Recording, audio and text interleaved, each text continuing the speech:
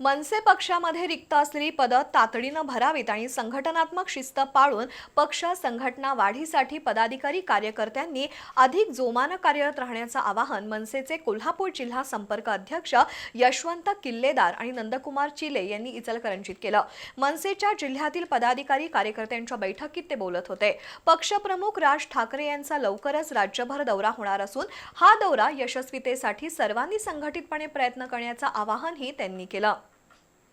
मनसेचे जिल्हा संपर्क अध्यक्ष यशवंत किल्लेदार आणि नंदकुमार चिले हे इचलकरंजी दौऱ्यावर आले होते।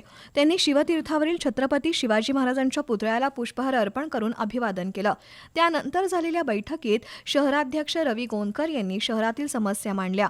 गंभीर बनलेला पाणी प्रश्न आणि वस्त्रोद्योगासह शहराच्या विविध समस्या सोडवण्यासाठी आपला पक्ष अनेक आंदोलन करत असून भविष्यातही शहराच्या समस्या सोडवण्याबाबत पक्ष पातळीवरून सहकार्याची अपेक्षा व्यक्त केली। त्यावर पक्षप्रमुख राज ठाकरे यांचा लवकरच राज्यभर दौरा होणार आहे। या दौऱ्याच्या निमित्तानं पदाधिकारी कार्यकर्त्यांच्या बैठका सुरू आहेत। हा दौरा यशस्वी करण्यासह पक्ष संघटन वाढीसाठी पदाधिकाऱ्यांनी सक्रियपणे प्रयत्न करण्याचं आवाहन यशवंत किल्लेदार आणि नंदकुमार चिले यांनी केलं। यावेळी त्यांनी कार्यकर्त्यांच्या समस्या जाणून घेतल्या।